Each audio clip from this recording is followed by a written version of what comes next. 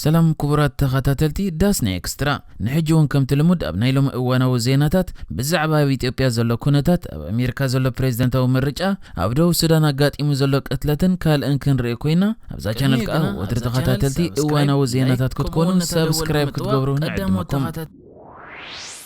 فدرالو معكلاي منغست إثيوبيا بالعلى كل تግራይ بمنقد قدامي ሚኒስትር ተሃገር ዝኾነ አብ አሕመድ ኩናት ድሕሪ ምእዋጁ ኣብዚ እዋን ውሽጢ ክልል ትግራይ ዘሎ ኩነታት ከመይ ይመስል ብሰንኪቲ ዘሎና ኢንተርኔት ቴሌፎንን ምቁራጽ ብዙሕ ዝፍለጥ እኳ እንተዘይኮነ ኣብ ከተማ መቐለ ገና ኩነታት ርጉእ ከም ዘሎን መጓዓዝያ ገና ጠቕሊሉ ተቋሪጹ ከም ዘሎ ይተገሊጹ ኣብዚ እዋን ከ ኣብቲ ተኣውጅ ዘሎ ኩናት ዘሎ ኩነታት ከይተፈለጥ ቀንዲ ዕንቅፋት ኮይኑ ዝርከብ መስመራት ቴሌፎንን ኢንተርኔትን ተቋሪጹ በምህላው ብምዃኑ ብዙሓት ናይ ዓለም ውድባት ኣብ ልዕሊ ሲቪላውያን በደል ከይፍጸም መንግስቲ ኢትዮጵያ መስመራት ኢንተርኔትን ቴሌፎንን ዳግማይ ክኸፍተዮም ጸዊዖም ዘለዉ حدا كابزم عالميون ودبات كا اتنسبقو مسلا زطابق امنيستي انترناشنال كوينو ابتي حجا وصي وزلو مغلصي سمز فدرالن كلل تግራይን ابتي اب كلل تግራይ زكايد وزلو كينات علم لخاو سبقو مسلات كخبرون هي وسيفيلاوያን سبات كا اب حدغا كيتو نصوع دحر مبال سب مسكال سب حسابو ناي مغلاصن مزرابن سبقو مسلن ስለዝኾነ اب تግራይ ተቋሪጽ ዘሎ አገልግሎት ቴሌፎንን ኢንተርኔትን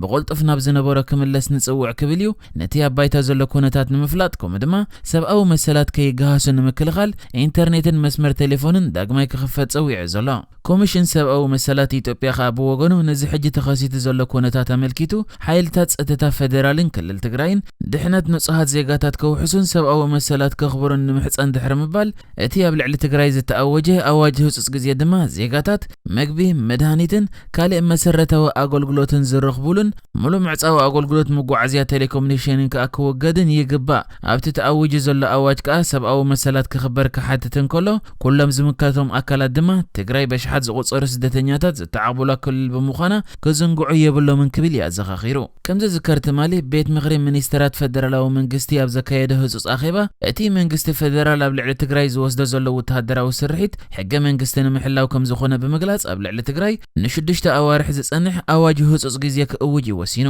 ሕጂ ኸኣ ነዚ ናይ ቤት ምኽሪ ሚኒስትራት ኣዋጅ ተኸቲሉ ባይቶ ተወከልቲ ህዝቢ ኢትዮጵያ ነቲ ትማሊ ቤት ምኽሪ ሚኒስትራት ዘውጽኦ ኣዋጅ ህጹጽ እዋን ከጸድቕ ይተረኣዩ ዘሎ ከም ዝፍለጥ መሪሕነት ክልል ትግራይ ነዚ ሕጂ ዘሎ ባይቶ ተወከልቲ ኢትዮጵያ ዕድመ ስልጣኑ ዘብቅዕ ሕጋውነት ዘይብሉ ባይቶ ብምባል ኣብኡ ተወከልቲ የለውን እዚ ከምዚ ኢሉ እንከሎ ኸኣ ተጸዋዕነቱ ብቐጥታ ብቐዳማይ ሚኒስትር አብ አሕመድ ዝኾነ ሓይልታት ኣብ ግብሪ ክውዕል ዝሕሰብ ዘሎ ኣዋጅ ህጹጽ ግዜ ብኸመይ ኣብ ክልል ትግራይ ኣብ ግብሪ ክውዕል ኣይተፈልጠን እዩ ዘሎ እቲ ምኽንያት ከኣ ኣብ ክልል ትግራይ ንሱ ዝቆጻጸሩ ሓይሊ ዘየለ እታ ክልል ኣብ ትሕቲ ሙሉእ ምቁጽጻር እቲ ኣብ ስልጣን ዘሎ ህወሓት ብምዃና እዩ ከምዚ ዝከር ነዚ ኣብ መንጎ ክልልን መንግስቲ ፌደራልን ነጋጢሙ ዘሎ ኩነታት ኣመልኪቱ ኤምባሲታት ሕቡራት መንግስታት ኣሜሪካን ብሪጣንያን ክልቲኦም ወገናት ሽግራቶም ብዘተከፈትሑ ወንበር ናብ ኩናት ከየምርሑ ጸዊዖም እዮም ጸኒሖም ዜጋታቶም ማለት ኣሜሪካውያንን ብሪጣንያንን ድማ ካብቲ እቲ ግጭት ዝካየደሉ ከባቢ ክርሕቑ ሓቢሮም ኣለዉ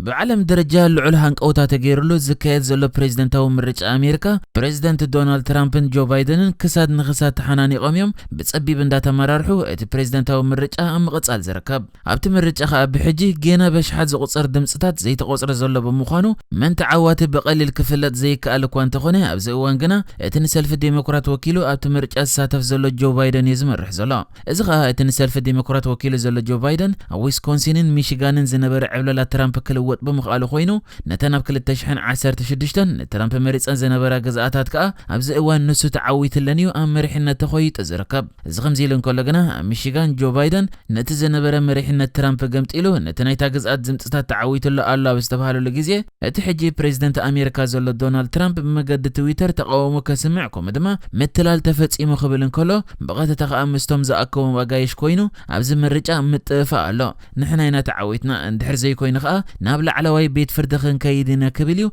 نتزلو وطري مليسو أقاديدو وزركب بريزيدنتاو مرجع أمريكا مرستي بدرجة هاجر زيكونه بدرجة جزءات يوم زمرحم زمرصو حدا توداداري بريزيدنت خوين خمرص إلكتوريال كوليج بزبل بزفلت دمصتات بوحدو 370 دمص كركب يزدليو إلكتوريال كوليج نفس وقف جزءات أمريكا نبزح حزبن كالنا بقمت بمئتاو زوهابن دمص خوينو ناي كلن تدميرغا 538 دمصتات يزمص ابزي حجي وان كا جو ባይደን ኣብ ዊስኮንሲንን ሚሽጋንን ተዓዊቱ ዝብል ጸብጻብ ድሕሪ መዘርግሑ ኣብ ኣሪዞና እውን ከም መግለጺ ፎክስ ኒውስ ባይደን ተዓዊቱ ዘሎ ብምዃኑ ብጠቕላላ ክሳብ 264 ኤሌክቶራል ኮሌጅ ኣኪበ ዘሎ እቲ ኣብ ፔንሲልቬንያ ጆርጂያን ሰሜን ካሮሊናን ብጸቢብ ዝመርሕ ዘሎ ዶናልድ ትራምፕ ኸኣ 213 ኤሌክቶራል ኮሌጅ ድምጽታት ኣኪቡ ይዝርከብ ትራምፕ እንድሕር ክዕወት ኮይኑ ኸኣ ኣብዘን ሕጂ መሪሒለን ዘሎ ገዝኣታት ስዒሩ ኣብታ ባይደን ዝመርሓላ ዘሎ ኔቫዳ እንድሕር ሓሊፍዎ ወይ ድማ እንድሕር ኣብ ኣሪዞና ዝኾነ ለውጢ ኣምጽኡ ንባይደን ክስዕሮ ዝኽእል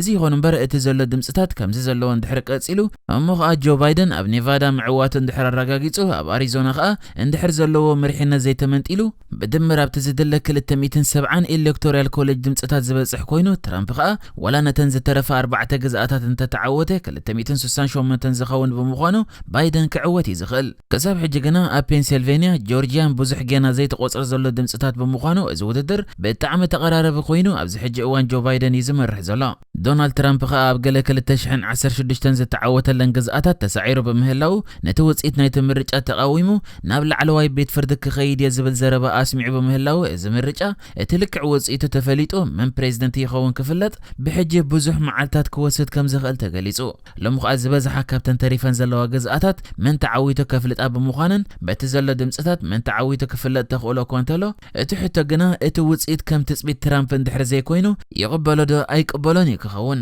ካልእ ምስ ኣሜሪካ ብዝተሓሓዝ ድማ እቲ ሃገር ኣብዚ እዋን ኣብ ሓያል ናይ ምርጫ ኩነታት ኣብ ዘላትሉ እዋን እቲ ሕጂ ብባይደን ተመሪሑ ዘሎ ዝበሃል ዘሎ ፕሬዝደንት ኣሜሪካ ዝኾነ ዶናልድ ትራምፕ ንሃገሩ ኣሜሪካ ብዕሊ ካብቲ ኣብ ፓሪስ ዝተፈረመ እተን ፈረምቲ ሃገራት ናብ ኣየር ዘሰድኦ ዓቐን ካርቦን ዳይኦክሳይድ ከውሕዳ ዘገድድ ውዕል ገዲፋ ከም እትወጽእ ገይሩ ዘሎ እዚ ካብ ነዊሕ እዋናት ሒዙ ኣብ ግብሪ ከውዕሎ ኢሉ ዝህድደሉ ዝነበረ ውዕል ትራምፕ ኣብ ማእከል ምርጫ ኣብ ግብሪ ከውዕሎ ምውሳኑ ኣገራሚ ክኸውን እንከሎ ብዙሓት ካብ ቀንዲ መሓዙት ኣሜሪካ ዝኾነ ሃገራት ከኣ በቲ ውሳነ ሕጉሳት ከም ዘይኮነ ይዝገለጽ